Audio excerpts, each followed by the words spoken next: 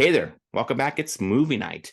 And tonight's movie, Ruben, it's called The Champions, directed by Bobby Fairley, Dumb and Dumber fame, I believe, right? And starring Woody Harrelson as Marcus Markovich, Keith Olsen as Alex, Matt Cook as Sonny, Ernie Hudson as Phil Peretti, Cheech Martin as Julio, and Mike Smith as Anthony McGork. Ruben, this film is a new film. It just came out not too long ago, and it deals with a coach who is his aspirations is the NBA. He's in a J League and trying to get up there. He has some trouble with just getting to know his players and even being somebody who is not the head coach but the assistant coach. And so he gets in trouble. Okay, drinks, drives, and is thrown and possibly going to go to jail, right, for a long time, or have to do some community I service. think he hits a. I think it's a police vehicle. Oh, that's right. He hits a police vehicle. And so he has, so basically he gets in front of the judge and they finally agree to, you know what, just do some 90 hours of community service. You're going to work with special needs young men and women, or mostly men for a basketball league. And he does that. And so that's a story of him coaching this basketball team called Friends. And I think the issue was that is Woody Harrelson able to make these connections to people and especially these young people? And you see that happening. And I'm gonna be honest with you, right off up the bat, Ruben, I'm gonna say I wouldn't recommend it because it just didn't do much for me. I mean, I have a son who has special needs, and that piece was great because you see that there's these young people who could do quite a bit, and they show that. And Cheech Martin explains that to Woody Harrelson. Cheech Martin is like his boss as he's doing these 90 days, right? And he tells him, hey, you know what? You're gonna work with these kids. They're great, and they all could do quite a bit. Some of them are working. Some of them have, they have hobbies. They spend time at home and they help out. So they all can do quite a bit. And so don't shortchange them. And so Woody starts looking at that, and then you see him grow and so forth. But I don't know. I just didn't buy it all. I just feel like it was a little sappy, in my opinion. There is a love interest in the story with one of the boys' sister and Woody Harrelson. I don't know. I just didn't. I felt like it was too forced. I felt like Woody Harrelson kind of mailed it in. I didn't feel like he was really involved in the production. As in, I didn't feel too much heart, even though it's a heartful story. I mean, it's a great story. It's about these young people who want to play basketball and learn, but it's more about their relationship too, of course. But Ruben, how do you feel about it? Do you feel the same as I did or differently? Wow, I could talk about the bus ride, the long, boring bus ride that they take that made me want to prefer take public transit over watching that scene again. Or I could talk about the scene in the shower with the mouse.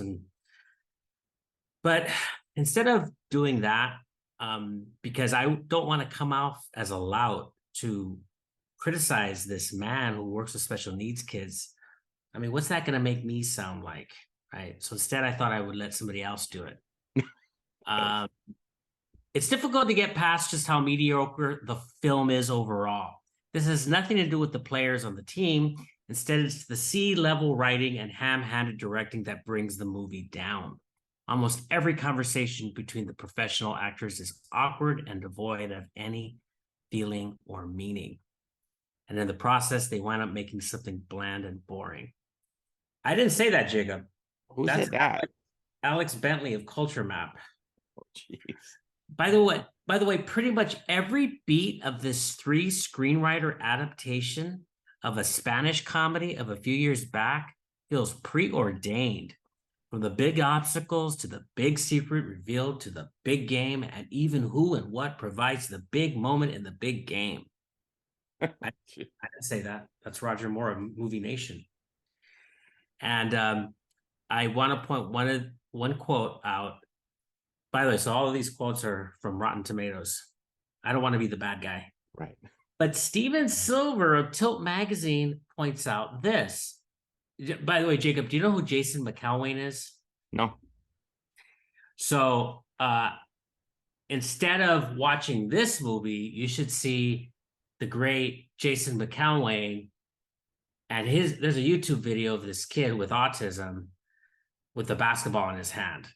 I'll just leave it at that because every year I show that to my students. I show that YouTube. It's so inspiring. Oh, wow. I haven't seen it. It's so powerful. So here's a quick comment from this writer. He says, I'm still wondering why the story of Jason McCowley, the autistic team manager of the high school basketball team who got to play in one game at the end of the season in 2006, I'm still wondering why that has never been made into a movie. Oh, So I I would. Oh, read that. I thought, yes, that would be a movie I'd see. So the mm. intentions are there. Um, you know, Yeah, I it, mean, you want it. it's You got want. good intentions and good ideas, I suppose. You want to root for it, but it's pretty dull and boring. Yeah, I agree. We definitely both can't give our recommendation on this. And I'm a big Woody Harrelson fan. We just reviewed a film with Woody Harrelson, The Edge of 17, and we both enjoyed it.